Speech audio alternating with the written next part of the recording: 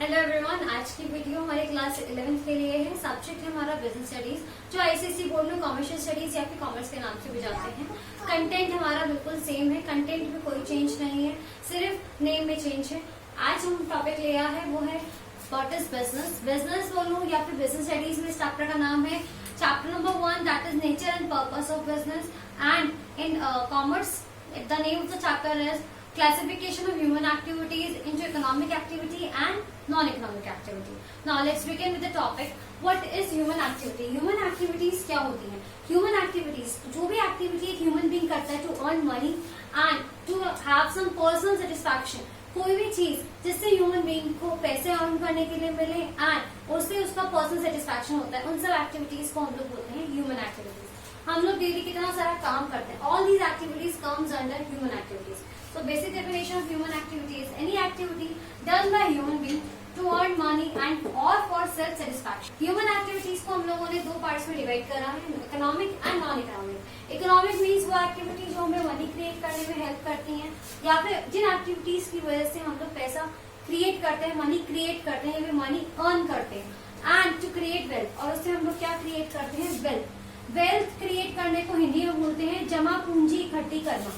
Means अपनी पूंजी, अपना कैपिटल इकट्ठा करना, पूंजी बनाना। हम किसी भी बिजनेस को खोलते हैं, कुछ भी काम स्टार्ट करते हैं, उसके लिए हमें कैपिटल चाहिए। ये हम लोग हमारी अकाउंटेंसी की वीडियोस में पढ़ा था। तो वो कैपिटल हमारी ह्यूमन एक्टिविटीज से, हमारी इकोनॉमिक एक्टिविटीज से अर्न होता है। इकोनॉमिक एक्टिविटीज का एग्जाम्पल मैं ले सकती हूँ डॉक्टर पेशेंट्स को देखते हैं, डॉक्टर क्लिनिक रन करते हैं, डॉक्टर हॉस्पिटल्स में काम करते हैं और उससे वो क्या करते हैं, पैसा अर्न करते हैं, they earn money. For example teachers बच्चों को पढ़ाते हैं और उससे वो पैसा अर्न करते हैं, दैट इज अर्निंग मनी। तो ये सब क्या है, जो भी एक्टिविटी जिस भी तरीके से आप पैसा अर्न करते हैं वो हमारी किस में आती है, इकोनॉमिक एक्टिविटीज।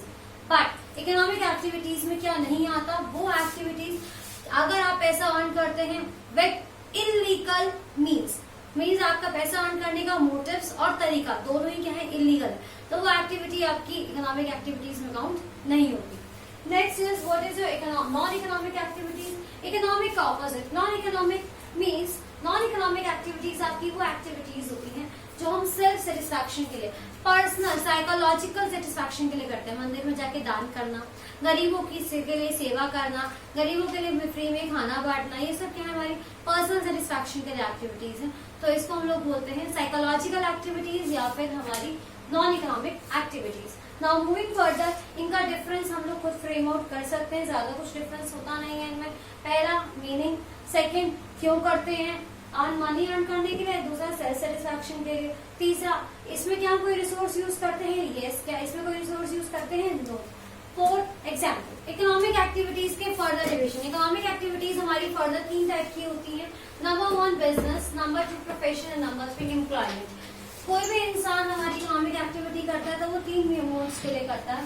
पहला करता है वो बिजनेस। बिजनेस क्या होता है, बिजनेस मीन्स गुड्स और सर्विसेज खरीदना और बेचना, उसे हम बोलते हैं business.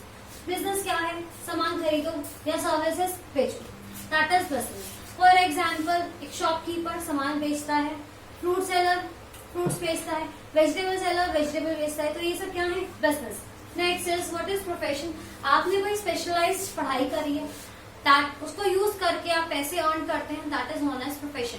For example, you are a doctor, to run the profession of doctor आपको उसके लिए स्पेशल पढ़ाई करनी पड़ती है, उसका एक स्पेशलाइज कोर्स होता है, स्पेशलाइज नॉलेज होती है, उसके स्पेशलाइज एग्जाम्स होते हैं जिनको आपको क्लियर आउट करना पड़ता है, उसके बाद आपको उसकी स्पेशलाइज ट्रेनिंग फॉलो अप करनी पड़ती है, उसके बाद ही आप उस प्रोफेशन को, आप उस इकोनॉमिक एक्टिविटी को रन कर सकते हैं, that is known as profession.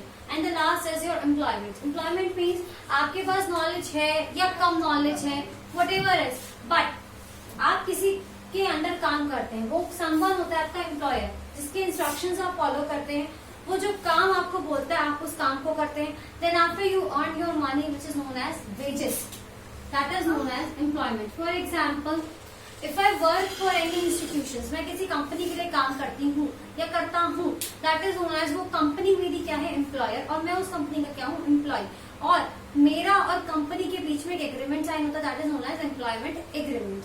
Now here the basic topic of business is complete of chapter number 1।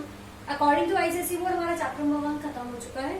Classification of human activities, लेकिन अभी सीबीएसई बोर्ड के अकॉर्डिंग हमारे चैप्टर नंबर 1 का सिर्फ एक पार्ट खत्म हुआ है। नाउ बिफोर मूविंग फॉरवर्ड, आगे के टॉपिक्स पढ़ने से पहले इस पूरे टॉपिक के हम 2 क्वेश्चन फ्रेम आउट करते हैं जिनका आंसर हमें पता होना चाहिए।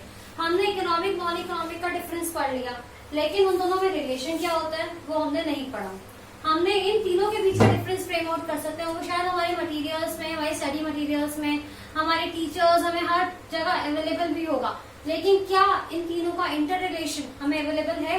क्या हमें पता है इन तीनों में क्या इंटर रिलेशन है? Let's talk about it.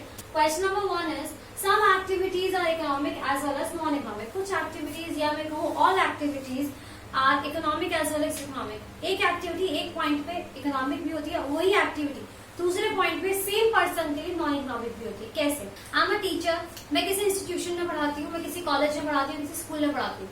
There I get the money because मैं वहाँ अपनी सर्विसेज दे रही हूँ टीचिंग की, और उसके बदले मुझे क्या मिल रहे हैं? पैसे मिल रहे हैं। बट वही सेम एक्टिविटी, टीचिंग की एक्टिविटी, अगर मैं घर पे अपने चाइल्ड को पढ़ाती हूँ, then that activity is my non economic activity, because वो मैं अपने out of love, out of care, out of my responsibilities उसे कैरी फॉरवर्ड कर रही हूँ। So that same my profession, same my activities, economic for me in the schools, in the colleges, but non-economic for me at my home. Interrelationship between business, profession and employment. तीनों में क्या interrelationship है? उसके लिए हमें difference पता है, लेकिन interrelationship क्या होता है? business क्या होता है? पैसा कमाना सामान या चीजों को बेचकर, सामान या फिर सर्विसेज को बेचकर। Profession is specialised knowledge about specialised studies. Now and employment is to earn money by doing job under someone. अब मैं एक एग्जांपल लेती हूँ डॉक्टर का। एक पर्सन ने डॉक्टर की डिग्री अर्न करी by having specialized knowledge, और उसके बाद उसके पास 2 चॉइसेस होती हैं। पहला, वो अपना खुद का क्लिनिक ओपन करे, मीन्स कि वो बिजनेस करे, एंड सेकेंड चॉइस इज कि वो किसी हॉस्पिटल में जॉब करे, किसी हॉस्पिटल में एज अ कंसल्टेंट काम करे, तो दैट इज एम्प्लॉयमेंट। मीन्स यहाँ पे तीनों एक्टिविटीज क्या हुई आपकी? इंटर रिलेटेड हो रही है। That person is a professional, क्योंकि उसने प्रोफेशनल पढ़ाई करी है, और फिर उसके पास चॉइस आ थी कि वो अपना क्लिनिक खुद को ओपन करे, सर्विसेज दे अपने लोगों को, पेशेंट्स को, तो वो बिजनेस हो जाएगा। और वही सर्विसेज अगर वो किसी हॉस्पिटल में देता है, किसी और की कंडक्ट, किसी और के इंस्ट्रक्शंस को फॉलो करते हुए, दैट इज एम्प्लॉयमेंट। नेक्स्ट एक और एग्जाम्पल लेते हैं। किसी पर्सन को बिजनेस रन करने के लिए, फॉर एग्जाम्पल रिलायंस इंडस्ट्रीज को बिजनेस रन करने के लिए अपने, क्या मिस्टर मुकेश अंबानी या mister Anil Ambani are so much qualified कि वो अकेले अपना पूरा बिजनेस रन कर सकते हैं? No, they have to employ certain persons या सर्टेन प्रोफेशनल्स जिनकी हेल्प से वो अपना बिजनेस रन कर सके। So that is known as relationship between business, profession and employment. Now moving forward, हमारा जो टॉपिक था उसके बारे में पढ़ते हैं कि बिजनेस क्या होता है। हमें प्रोफेशन और एम्प्लॉयमेंट के बारे में इतना नहीं पढ़ना, ना वो हमारे सिलेबस में। हमारी बुक का जैसे नाम सजेस्ट करता है business studies, so we need to study about business only. What is business? Business एक ह्यूमन एक्टिविटी है। ह्यूमन एक्टिविटी है, मैं और प्रिसाइसली जाऊं तो बिजनेस एक इकोनॉमिक एक्टिविटी है। इकोनॉमिक एक्टिविटी हमें पता ही है, अभी हमने पढ़ा था इकोनॉमिक एक्टिविटी जिससे हम पैसा अर्न करते हैं। बिजनेस एक इकोनॉमिक एक्टिविटी है जिसमें हम लोग गुड्स एंड सर्विसेज को सेल या परचेज करते हैं, और ये कंटिन्यूअस प्रोसेस है। कंटिन्यूअस प्रोसेस का मतलब होता है कि सिर्फ एक सामान बेचना बिजनेस नहीं होता। सिंगल एक्टिविटी या फिर isolated transaction is not considered as business. Isolated means अकेली ट्रांजेक्शन आपकी बिजनेस कंसिडर नहीं करती। बिजनेस एक कंटिन्यूअस प्रोसेस है। एक बार आप अपनी दुकान खोल लेते हैं तो फिर आप उसे बंद नहीं करते हैं। आप ये नहीं कि मैं एक सामान बेच दूंगा फिर अपनी दुकान बंद कर दूंगा, नो। बिजनेस करना है, प्रॉफिट अर्न करना है, लॉन्ग टर्म के लिए अर्न करना है, तो वही चीज है। बिजनेस एक कंटिन्यूअस प्रोसेस है जो खोला जाता है प्रॉफिट अर्न करने के लिए। मोटिव होता है हमारा प्रॉफिट अर्निंग, एंड सेकंड इसमें एलिमेंट ऑफ रिस्क रहता है। हाँ, मूव ऑन करके बैठो। और हमारा एलिमेंट ऑफ रिस्क का मतलब होता है कि हम कोई भी काम करते हैं तो उसमें रिस्क तो रहेगा। कि हम पेपर के लिए पढ़ाई करते हैं तो एक माइंड में डाउट रहता है कि पेपर इजी आएगा या टफ आएगा, तो एलिमेंट ऑफ रिस्क तो वहां भी होता है। सेम वे बिजनेस में तो एलिमेंट ऑफ रिस्क बहुत ज्यादा है, बिकॉज हमारे बिजनेस में एक सेइंग है, higher the risk is the higher the profit. जितना ज्यादा रिस्क लोगे उतना ही ज्यादा प्रॉफिट मिलेगा। Higher the risk higher the profit. Same way जिस बिजनेस में ज्यादा रिस्क है उस बिजनेस में ज्यादा प्रॉफिट है। अब बिजनेस की डेफिनेशन हमने पढ़ ली और ये हमारे बिजनेस की कैरेक्टरिस्टिक्स हैं। पेपर में जब भी आपको बिजनेस डिफाइन करने के लिए आता है या बिजनेस की डेफिनेशन लिखने के लिए आती है तो आपके पास दो चॉइसेस होती है। पहला, आप उसे अपने वर्ड्स में भी लिख सकते हैं लेकिन सारे पॉइंट्स कवर होने चाहिए। सेकेंडली, आप किसी ऑथर की डेफिनेशन को भी कॉपी कर सकते हैं, किसी ऑथर की definition with the name of author और वर्ड टू वर्ड आपको लिख भी सकते हैं। उससे आपको ज्यादा मार्क्स भी मिलेंगे और उससे आपका टीचर के ऊपर इम्पैक्ट भी बहुत अच्छा पड़ता है। लेकिन ऑथर की डेफिनेशन तभी चूज करिएगा, तभी लिखिएगा जब आपको ऑथर का नाम पता हो, वो भी करेक्ट। एंड सेकेंड थिंग, आपको डेफिनेशन वर्ड टू वर्ड बताओ, कहीं कोई गलती ना हो, कोई पॉइंट आपसे मिस ना हो। Now moving forward the next topic which is objectives of business. Business को रन करने के लिए बिजनेस के ऑब्जेक्टिव्स क्या होते हैं? Objective number 1, economic objectives. Economic मतलब हमारे बिजनेस के लिए, हमारे फायदे के लिए। सबसे पहला ऑब्जेक्टिव तो बहुत क्लियर होता है, भाई बिजनेस क्यों चलाते हैं? प्रॉफिट अर्न करने के लिए, और लॉस होगा तो बिजनेस चलाएंगे ही क्यों? तो very first objective is to earn the profit. Second, survival के लिए। सर्वाइवल मतलब होता है मार्केट में बने रहने के लिए, लॉन्ग टर्म के लिए, लॉन्गिविटी के लिए, कि भाई प्रॉफिट नहीं होगा तो लॉन्ग टर्म तक कैसे टिकेंगे मार्केट में। That is survival. सर्वाइवल बोलो या फिर क्रिएटिंग कस्टमर्स बोलते हैं, कस्टमर होंगे तभी तो मेरा सामान बिकेगा। और कस्टमर कैसे आते हैं? मेरे यूजर फ्रेंडली टेक्निक से। मैं कस्टमर को खुश रखूंगा या खुश रखूंगी, या फिर मैं उनको आफ्टर सेल सर्विसेज इतनी अच्छी दूंगी तभी तो कस्टमर मेरे पास भागा भागा आएगा। मैं उनको ऑफर्स बहुत अच्छे दूंगी। That is survival. क्योंकि आपकी जगह सामान 10 लोग बेच रहे हैं मार्केट में, लेकिन वो 10 लोग में से आप अलग क्यों हो? कस्टमर आपके पास क्यों आएगा? क्यों? क्योंकि आपका टेक्निक्स बहुत अच्छी है, क्योंकि आप कस्टमर को डील इस तरह से करते हो customer impresses by you. Growth या इनोवेशन। मार्केट में अपने प्रोडक्ट को सबसे अलग करना, दैट इज ग्रोथ या फिर innovation. Innovation is create something new.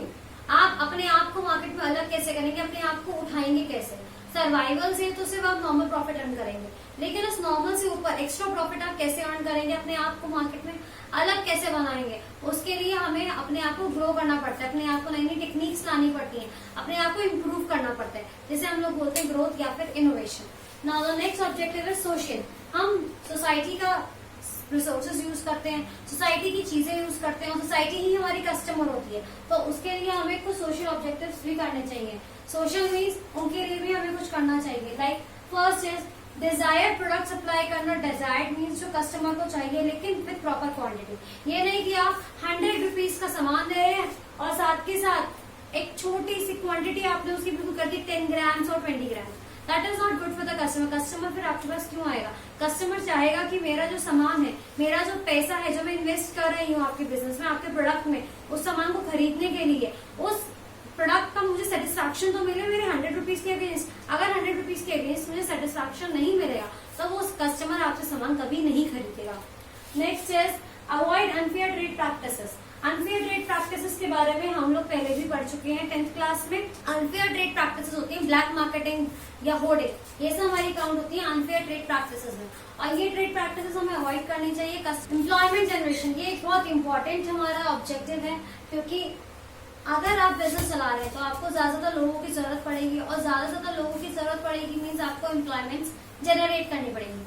आज के टाइम में जब आपके पास इतनी ज्यादा अनएम्प्लॉयमेंट है, उसमें कोई कंपनी एम्प्लॉयमेंट जनरेट करती है या एम्प्लॉयमेंट अपॉर्चुनिटीज लोगों को देती है, तो लोगों के लिए वो कंपनी बहुत अच्छी कंसिडर की जाती है, उसकी पब्लिक इमेज बहुत अच्छी हो जाती है। Next is social welfare. Society के वेलफेयर के लिए कुछ करना, सोसाइटी के लिए नई नई टेक्निक्स, नए नए प्रोग्राम्स लॉन्च करना जिससे उनको हेल्प मिले। एंड लास्ट इज कि आज जब प्रदूषण बढ़ रहा है उसको खत्म करने के लिए अगर बिजनेस कोई मोटिव, कोई इनिशिएटिव आगे लेता है तो उसमें भी बिजनेस की पब्लिक इमेज, सोशल इमेज अच्छी हो जाती है। And the last objective is human objectives. Human objective मतलब होता है अपने कंपनी में काम करने वाले ह्यूमन रिसोर्स के लिए कंपनी क्या करती है। Human resource means the human being जो कंपनी में काम करता है, उसके लिए बिजनेस क्या करता है, उनको अच्छी वर्किंग कंडीशंस प्रोवाइड करना, उनको उनके काम के अकॉर्डिंग सेटिस्फैक्टरी सैलरीज देना और ग्रोथ देना एम्प्लॉयज को। अगर आपको लगता है कि एम्प्लॉयज इतना अच्छा है तो उनको डिफरेंट वर्किंग कंडीशंस में, उनके सामने डिफरेंट ऐसी सिचुएशंस अराइज करना जिससे वो खुद ही टैकल कर सके और आपके बिजनेस में आपको अच्छे डिसीजन लेने के लिए हेल्प आउट करें। एंड द लास्ट चीज, उनको स्पेशल बेनिफिट्स प्रोवाइड करना। For example, I take one example, आपके हर स्टेट में ऑलमोस्ट रिफाइनरीज प्रेजेंट होती हैं, जो गवर्नमेंट रिफाइनरीज होती हैं, जो पेट्रोलियम एंड पेट्रोलियम प्रोडक्ट्स को रिफाइन करके एक न्यू प्रोडक्ट जैसे डीजल, पेट्रोल, नेचुरल गैस इनमें कन्वर्ट करती है। और एम्प्लॉयज में काम करने वाले जो एम्प्लॉयज होते हैं उनकी वर्किंग आवर्स बहुत डिफरेंट होते हैं। उसके साथ साथ उन वर्किंग आवर्स डिफरेंट होने के साथ साथ जो रिफाइनरीज होती है वो आपके शहर के बाहर होती है, जिससे एम्प्लॉयज को आने जाने में या फिर एम्प्लॉयज को पहुंचने में बहुत टाइम लगता है। प्लस हर एम्प्लॉय चाहता है कि मैं जहां भी रहूं अपनी फैमिली के साथ रहूं। अगर एम्प्लॉय अपनी फैमिली के साथ रहेगा तो उसके लिए इतनी दूर रहना, प्लस ये सोचना कि मेरी फैमिली को हर चीज की जरूरत पड़ेगी, वो सब बेनिफिट्स अपनी फैमिली को प्रोवाइड कराना, उसके लिए वो चाहता है कि कंपनी उसको हेल्प करे। तो the main human objective the refineries are providing to the employees जो उनके यहाँ काम कर रहे हैं, उनको रेसिडेंशियल फैसिलिटीज प्रोवाइड करना, जिससे उनको रहने की खर्चे के रहने के बारे में दिक्कत ना हो। सेकेंडली, उनके बच्चे हुए या कोई भी है उनके लिए इंस्टीट्यूशंस ओपन करना या उनको अपनी तरफ से अपने कोटे पे उन पर्टिकुलर इंस्टीट्यूशंस में एडमिशन कराना। थर्डली, उनके लिए हॉस्पिटल फैसिलिटीज प्रोवाइड कराना, उनके लिए आपके normal daily food items provide कराना एट द लीनियंट प्राइसेस, जिससे उस पर्टिकुलर एम्प्लॉय को कोई दिक्कत ना हो अपनी फैमिली साइड से, और वो फ्री माइंड से वहाँ पे काम कर सके। Now, this topic ends and the last topic for today is your role of profit. Business का में प्रॉफिट का क्या रोल होता है? बिजनेस में प्रॉफिट का एक बहुत इंपॉर्टेंट रोल होता है और इसके कुछ फायदे भी हैं और कुछ नुकसान भी। फर्स्टली हम लोग इसके पॉइंट्स डिस्कस करते हैं, इसके फायदे वाले कि हमें क्या फायदा है। पहला, एक्सपेंशन, क्योंकि बिजनेस में प्रॉफिट होगा तो हमारे पास सेविंग्स होंगी, तो अपने बिजनेस को एक्सपैंड कर सकते हैं, ग्रो कर सकते हैं। Next is survival. सर्वाइवल मतलब प्रॉफिट होगा तभी तो हम लॉन्ग टर्म तक मार्केट में टिके रहेंगे। एंड नेक्स्ट इज प्रॉफिट हमारी बिजनेस में, मार्केट में हमारे बिजनेस की इमेज बनाता है, हमारे बिजनेस की प्रेस्टीज बनाता है, गुडविल बनाता है। एंड द लास्ट इज, मानिए ना मानिए, अगर बिजनेस में प्रॉफिट है तभी वो आपका माना जाता है कि आपका बिजनेस अच्छा काम कर रहा है, that is the index of performance. और बिजनेस के में प्रॉफिट ना होने के या बिजनेस में ओनली प्रॉफिट मोटिव रखने के कुछ हमारे इसके कुछ कहते हैं ना प्रॉज एंड कॉन्स होते हैं हर चीज के, कुछ फायदे या कुछ नुकसान। कभी कभी बिजनेस सिर्फ प्रॉफिट को अपना मोटिव समझ लेते हैं और उसके लिए काम करते हैं, तो उससे बिजनेस कुछ चीजों को ओवरलुक कर जाते हैं। लाइक बिजनेस ये चीज ओवरलुक कर जाते हैं कि हम रिसोर्सेज को ऑप्टिमली करेक्टली यूज कर रहे हैं नहीं कर रहे, हम अपने एम्प्लॉयज को करेक्ट बेनिफिट दे रहे हैं नहीं दे रहे, हम हमारी सोसाइटी को डिजायर्ड प्रोडक्ट्स अच्छी क्वालिटी का दे रहे हैं नहीं दे रहे। तो बिजनेस को प्रॉफिट का ऑब्जेक्टिव समझना चाहिए, लेकिन ओनली ऑब्जेक्टिव नहीं समझना चाहिए, क्योंकि उसके अलावा भी हमारे बहुत सारे ऑब्जेक्टिव्स हैं। तो इसीलिए बिजनेस को प्रॉफिट के लिए काम करना चाहिए, लेकिन ओनली प्रॉफिट के लिए कभी काम नहीं करना चाहिए। Doubt in any of the topic, please comment में the comment section. Till then take care, thank you.